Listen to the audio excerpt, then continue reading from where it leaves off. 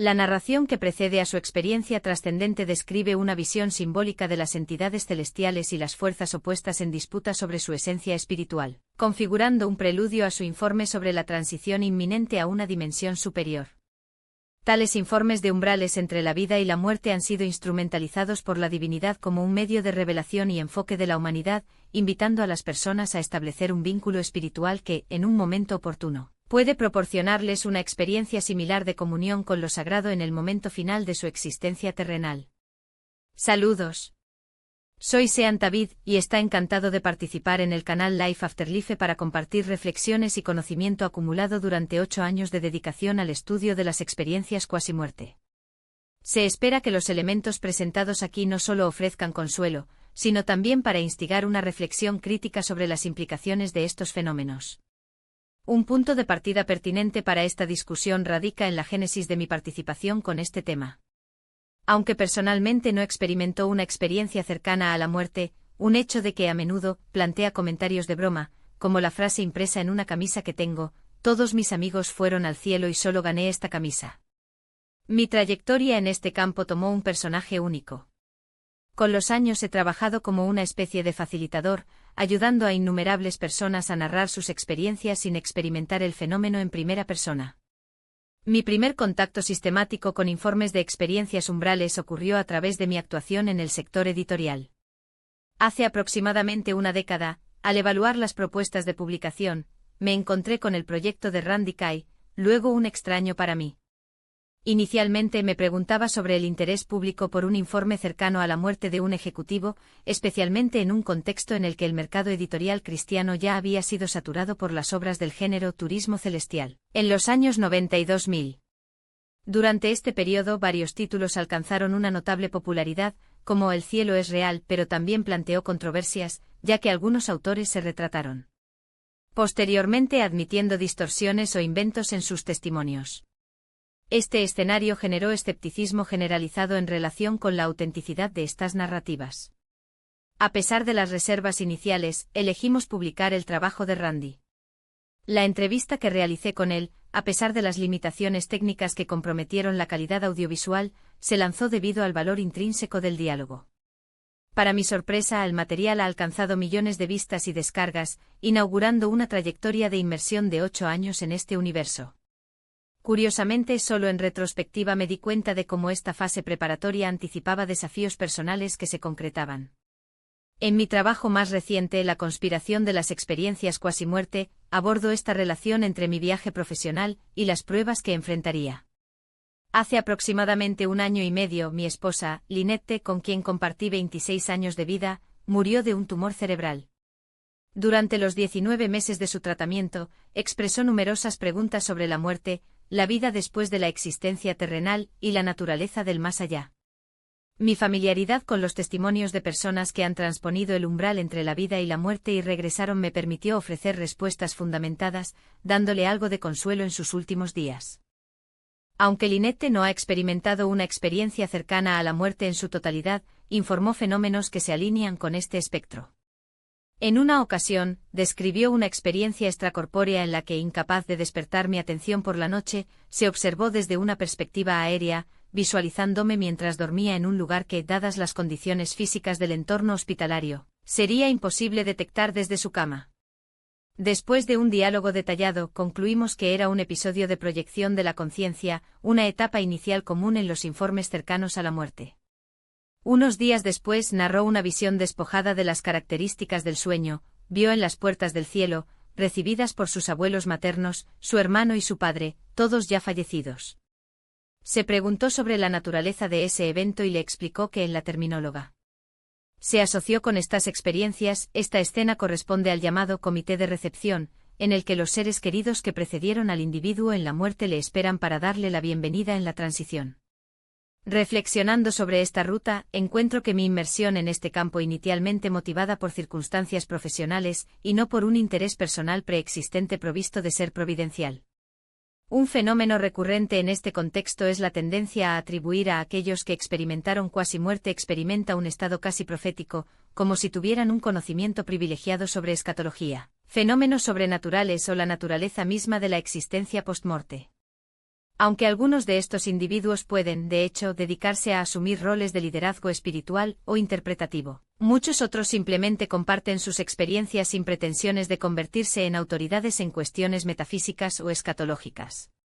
En un proyecto desarrollado hace 2 años en colaboración con Randy K., me encontré con un caso en el que el informe cercano a la muerte incluía elementos que extrapolaron la esfera personal, entrando en dominios de carácter escatológico, incluso describiendo puntos de vista que aludieron a los últimos tiempos.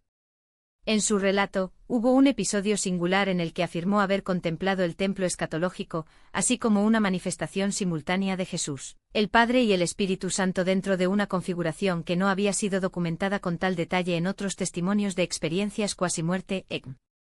Aunque no todas las personas que experimentan tales fenómenos se sienten obligados a interpretar su contenido a la luz de las narrativas escatológicas, esta dimensión despierta preguntas pertinentes sobre la posible relación entre el EQM y el futuro de la humanidad, particularmente con respecto a la especulación sobre los tiempos finales. Desde el punto de vista cuantitativo, hay un aumento significativo en el registro y la difusión de estos informes en las últimas décadas. Tal crecimiento puede atribuirse parcialmente a los avances en las técnicas de reanimación cardiopulmonar, que elevaron sustancialmente las tasas de supervivencia en casos de paro cardiorrespiratorio, así como la facilidad sin precedentes de difusión de narrativas personales a través de plataformas digitales. Sin embargo, además de estos factores pragmáticos, persiste una demanda antropológica universal, la búsqueda de respuestas sobre lo que sucede después de la muerte.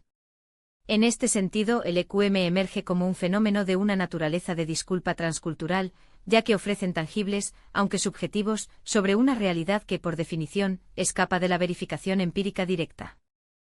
La relevancia de estas experiencias para el futuro colectivo se encuentra, por lo tanto, no solo en su potencial escatológico explícito, sino especialmente en su capacidad para servir como vehículo de revelación divina. Al permitir que los individuos de varios orígenes y creencias accedan a los vislumbres trascendentes, tales narrativas cumplen una función pedagógica y evangelizante, invitando a los oyentes y lectores a reflexionar sobre la existencia de una vida más allá de la alegría, la dualidad entre la salvación y la condena, y finalmente sobre la centralidad de la figura de la crisis a la reconciliación con la divina. Sin embargo, existe una tendencia preocupante en ciertos círculos académicos y de medios, la omisión o incluso la censura de elementos teológicos explícitos, especialmente los de un enfoque de naturaleza cristocéntrica por un enfoque supuestamente neutral o inclusivo. Esta práctica, además de distorsionar la integridad de los testimonios, priva a la audiencia de la dimensión más transformadora de estas experiencias, a saber, la conversión y la adherencia a una cosmovisión basada en la fe cristiana. De hecho, si bien algunos informes de HDD tienen componentes escatológicos detallados, como vistas futuras de eventos o estructuras simbólicas asociadas con la consumación de los tiempos, la mayoría parece cumplir con un propósito más inmediato y pastoral: despertar en individuos una conciencia espiritual latente. En este contexto, las narrativas que describen reuniones con lo sagrado, ya sea en escenarios celestiales o en las opiniones de advertencia, a menudo resultan en profundas metamorfosis existenciales.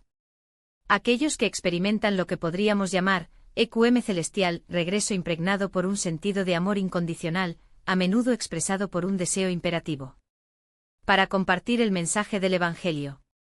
Por otro lado, aquellos que experimentan episodios infernales tienden a manifestar un anhelo urgente de rectificación moral, tanto en sus propias vidas como de sus interlocutores. Sin embargo, el panorama EQM no se limita a estos dos polos. Una categoría distinta, y progresivamente más recurrente, comprende informes en los que el experimentado describe una reunión con una luz o entidad ligera de contornos vagos, desprovisto de atributos personales o teológicos claramente definidos. Aunque estos individuos a menudo enfatizan el sentimiento de paz y amor asociado con tales visiones, la ausencia de elementos identificables, como la mención explícita de Dios, Cristo o las estructuras escatológicas reconocibles, despierta preguntas sobre la naturaleza de estas manifestaciones. A diferencia del EQM tradicional, en el que los símbolos y las figuras divinas corresponden en gran medida a las descripciones bíblicas del cielo y el infierno, estos informes neutrales o universalistas parecen alinearse con un discurso espiritualista difuso compatible con una pluralidad de interpretaciones religiosas, incluidas aquellos que denominan la exclusividad de la salvación en la cristal. En los informes tradicionales de experiencias cuasi-muerte (EQM), cuando los individuos afirman haber encontrado a Jesús, Dios el Padre o, en algunos casos, el Espíritu Santo, la identidad de la entidad con la que interactúan está clara e inequívocamente alineada con las descripciones canónicas de las Escrituras. En contraste, las narraciones que describen encuentros con una esfera de luz o una presencia luminosa indeterminada se caracterizan por una ambigüedad simbólica, desprovista de referencias escatológicas o teológicas precisas. Tal vaguedad plantea preocupaciones teológicas significativas, especialmente a la luz de la advertencia paulina de que Satanás mismo se disfraza en el ángel de la luz, 2 Corintios 11 y 14. Una de las indicaciones más problemáticas de estos informes radica en el hecho de que las personas a menudo regresan con enseñanzas que frontalmente contradicen los principios bíblicos. Un ejemplo elucidante documentado en la investigación sobre el tema involucra el caso de una mujer que, durante un procedimiento quirúrgico, recibió una dosis excesiva de anestesia, lo que resulta en su muerte clínica temporal. En su EQM describe una reunión con una entidad luminosa que se transmitió a sus concepciones moralmente subversivas, como la idea de que actos como la violación, el asesinato o el canibalismo no serían intrínsecamente malos, sino los pasos necesarios para el crecimiento del alma en preparación para una existencia futura. Tal interpretación, además de ser radicalmente divergente de la ética cristiana, ilustra cómo estas experiencias pueden transmitir doctrinas distorsionadas, presentadas bajo un aura de autoridad espiritual. Esta discrepancia plantea preguntas cruciales sobre los mecanismos por los cuales algunos EQM parecen estar desviados de su curso original, mientras que otros mantienen una consistencia con la revelación bíblica. Cuando el espíritu o el alma se separan del cuerpo, muchos informes describen una fase inicial de experiencia extracorpórea, seguida de una atracción progresiva hacia un túnel o luz, un símbolo recurrente de la transición a la otra parte. Sin embargo, es esencial comprender que este cruce del velo no implica necesariamente la entrada inmediata al cielo o al infierno como destinos finales.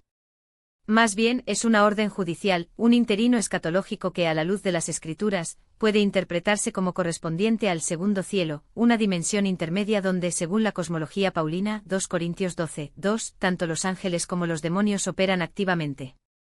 Los testimonios recolectados de individuos que han experimentado EQM sugieren que en esta etapa transitoria las almas pueden convertirse en el objetivo de disputas espirituales. Randy Kay, por ejemplo, informó informes, poco después de su separación de su cuerpo, una disputa entre los seres angelicales y demoníacos que parecían competir su alma antes de su entrada a la presencia divina. Del mismo modo, Jim Bodford describe una visión dual después de cruzar el velo: por un lado, un paisaje exuberante y acogedor, por otro lado, un territorio árido desolado, del cual surgió una entidad demoníaca que buscaba diálogo con él. Tales informes refuerzan la hipótesis de que en este plano intermedio, algunas almas son interceptadas por fuerzas malignas, que les presentan experiencias falsas, como las reuniones con él. Esfera de la luz cargada de enseñanzas engañosas. El desafío inherente a estas situaciones radica en el hecho de que, a pesar de su origen espurio, estas experiencias son percibidas como auténticas por quienes las experimentan, que los narran con la misma convicción de aquellos cuyos EQM se alinean con la ortodoxia cristiana. Mientras que los relatos tradicionales en los que Cristo, el trono celestial, o el libro de la vida, ocupan una posición central, sirven como instrumentos de revelación divina tanto para los experimentados como para sus oyentes, las narrativas distorsionadas parecen constituir una estrategia del oponente para difundir testimonios falsos, desviando la fe de su base bíblica. Esta dinámica se hace aún más evidente al observar la trayectoria de las discusiones contemporáneas sobre las ecuaciones, que a menudo se derivan a temas como secuestros alienígenas, reencarnación o cosmologías sincréticas. Cualquier alternativa que no sea la estructura escatológica cristiana clásica centrada en Cristo. Se estima que alrededor del 25% de los informes de MDE incluyen referencias al trono de Dios, o al libro de la vida, en el que se inscriben los nombres de los salvados. Varias personas describen una expectativa angustiosa mientras esperan confirmación de que sus nombres están en este registro, seguido de una alegría indescriptible para encontrar su inclusión. Aunque no hay informes documentados de experiencias en los que no se encontró el nombre del individuo, lo que sin duda representaría una imagen teológica inquietante, la recurrencia de esa razón sugiere una anticipación simbólica del juicio final, como se describe en el Apocalipsis 20, 12 a 15. Otro aspecto notable se refiere a la presencia de animales en los informes de MDE, especialmente aquellos que desempeñaron papeles afectivos significativos en la vida terrenal de la Tierra. Randy Kay y Karina Martínez, por ejemplo, narran los encuentros con mascotas fallecidas, cuya presencia les proporcionó consuelo durante la transición. Del mismo modo, Jim Bodford, Caballos de Fuerza, describe una reunión con un equino en su experiencia celestial. Tales ocurrencias indican que Dios, en su gracia, parece permitir que los elementos queridos de la existencia terrenal, incluidos los animales, se integren en la experiencia escatológica como un signo de continuidad y restauración. Aunque hay informes escasos de encuentros de leones, aludiendo a la visión apocalíptica de Isaías 11:6, la ausencia de menciones consistentes con los gatos domésticos, al menos en los testimonios recolectados directamente, sugiere una selectividad simbólica cuya naturaleza todavía carece de mayor aclaración. Finalmente, un fenómeno intrigante se refiere a la percepción sensorial durante la experiencia extracorpórea. Al separarse del cuerpo físico, muchas personas informan una intensificación o transformación de sus sentidos, particularmente con respecto a los sentidos parecen amplificarse a niveles extraordinarios, como si la liberación de los límites del cuerpo permitiera una percepción sensorial trascendental. Esta intensificación, aunque paradójica cuando se considera a la luz de una existencia puramente espiritual, se describe de manera recurrente en términos de vívida sensorial sin precedentes, colores más vibrantes y luminosos, aromas más ricos y circundantes y claridad auditiva y táctil que supera cualquier experiencia terrestre. Dichos informes sugieren una reconfiguración de la percepción, en la que los sentidos, aunque separados de la materialidad, adquieren una calidad casi sinestésica, como si la esencia de la realidad espiritual fuera accesible a través de una fuerte sensibilidad. En este contexto surge un patrón notablemente reconfortante, la presencia de elementos olfativos asociados con recuerdos afectivos profundos. Personas como Randy K. describen la percepción del aroma característico de las galletas de chocolate preparadas por su abuela, mientras que Jim Bodford informa la experiencia de reconocer el olor del pudín de tapioca que su abuela le ofreció en la infancia. Estos episodios, lejos de ser meras coincidencias, parecen indicar un diseño intencional, una providencia divina que moviliza la calidez personal y pertenece a mitigar el impacto de la transición entre la vida y la muerte. Es un fenómeno que trasciende la mera nostalgia, configurándose como un mecanismo de consuelo espiritual, especialmente en tiempos de profunda vulnerabilidad existencial. Otro tema recurrente e igualmente cargado de significado emocional, es la visión de un espacio. Niños, una especie de guardería celestial, como lo describen varios experimentadores, incluidos Randy K. e Ivan Tattel. En estas narraciones, este lugar se presenta como un refugio para niños perdidos, aquellos que murieron prematuramente, ya sea por enfermedad, accidentes, interrupciones gestacionales u otras circunstancias trágicas. Lo que es notable es la consistencia con la que estos informes incluyen la reunión entre los padres y sus hijos, un evento que, cuando se comparte en contextos ministeriales, ha producido efectos profundos en las afligidas familias. No hay casos raros en los que los padres que hayan perdido hijos, ya sea por aborto espontáneo, violencia o enfoque de enfermedades, los narradores de estas experiencias en busca de esperanza y reconciliación con su dolor. La mera mención de este aspecto de los informes parece ofrecer un alivio tangible, como si la perspectiva de una reunión futura pudiera suavizarse, aunque en parte el peso de la separación terrenal. Ante este potencial pastoral, es evidente que las experiencias de cuasimuerte (EQMS) constituyen un recurso valioso para la Iglesia en la tarea de comunicar verdades sobre la vida futura.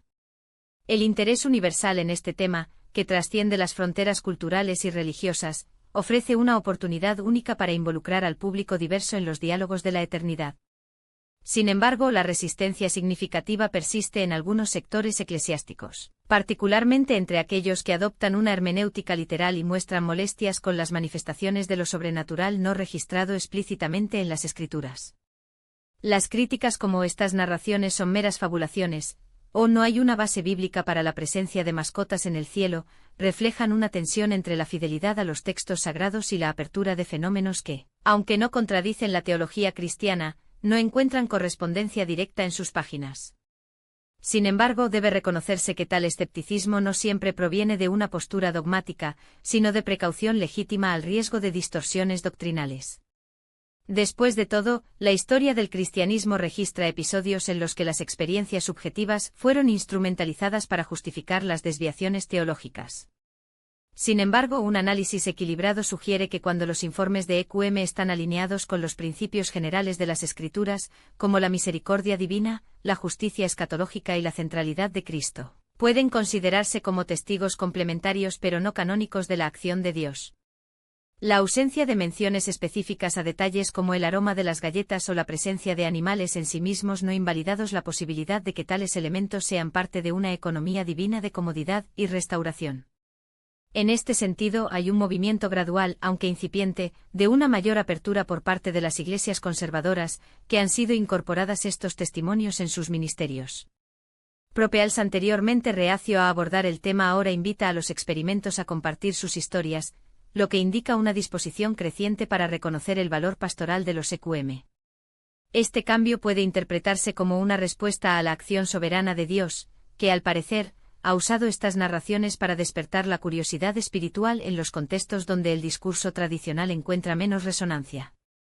La misión de la Iglesia en este escenario sigue sin cambios: proclamar a Cristo como la única forma de salvación y preparar a los fieles para la vida eterna.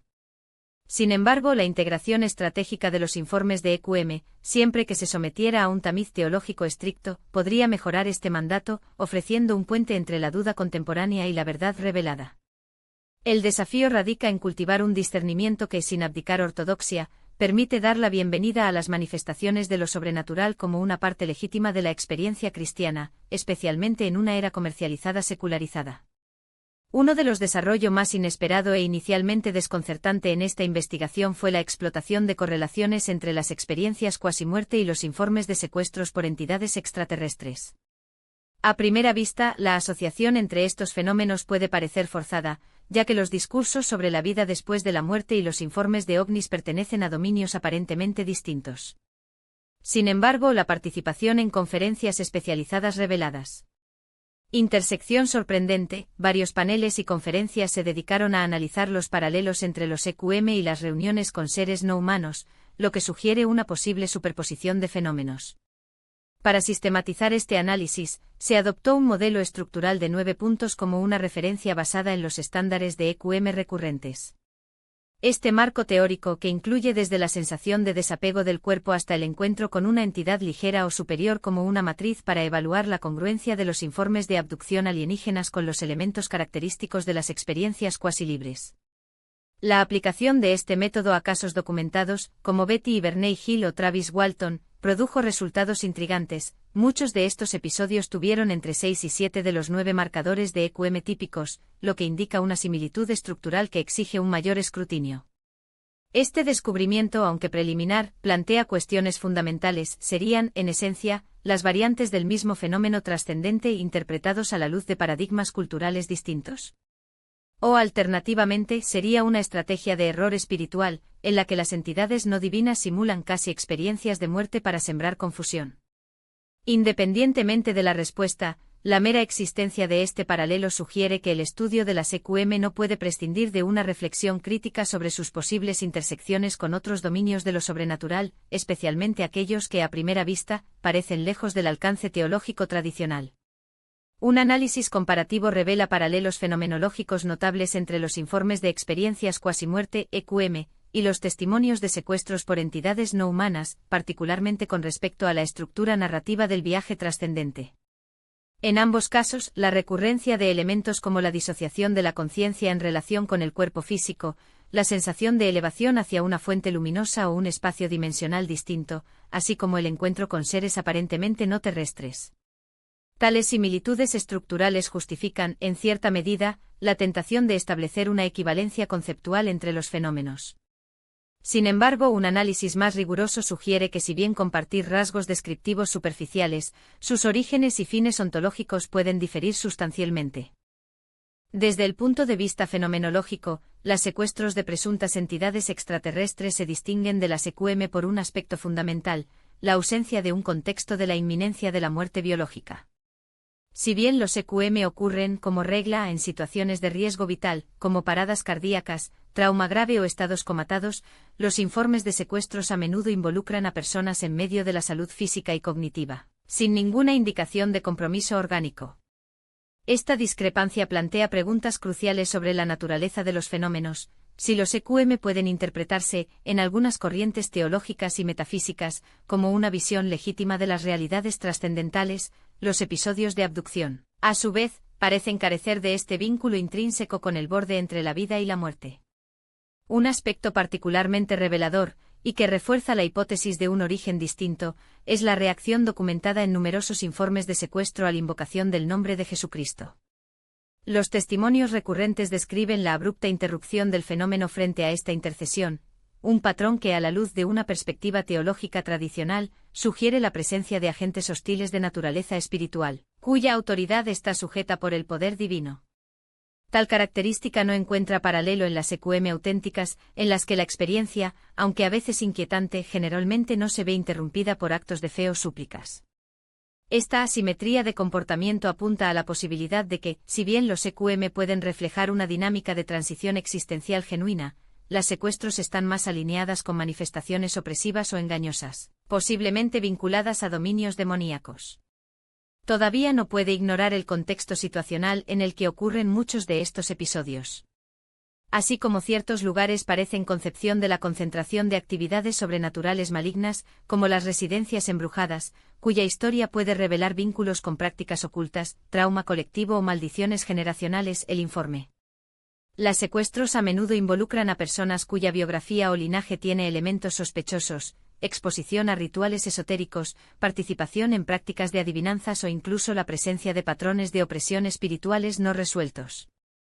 Aunque tales correlaciones no constituyen pruebas definitivas, sugieren que la vulnerabilidad a estos fenómenos puede estar asociada con el espíritu preexistente o los factores psicológicos, exigiendo una mayor investigación sobre las condiciones que facilitan su ocurrencia. En resumen, aunque las similitudes de superficie entre EQM y abducciones justifican un diálogo interdisciplinario, su clasificación en diferentes categorías parece más apropiada desde el punto de vista fenomenológico y teológico. Si bien el primero puede entenderse como experiencias preliminares relacionadas con la trascendencia de la conciencia en tiempos de crisis existencial, los segundos exhiben características que las acercan a las manifestaciones adversas, cuyo propósito puede incluir desestabilización espiritual o simulación engañosa de realidades metafísicas. Sin embargo, esta distinción no invalida la relevancia de examinar ambos fenómenos juntos, especialmente con respecto a las implicaciones antropológicas y teológicas de su recurrencia en la experiencia humana.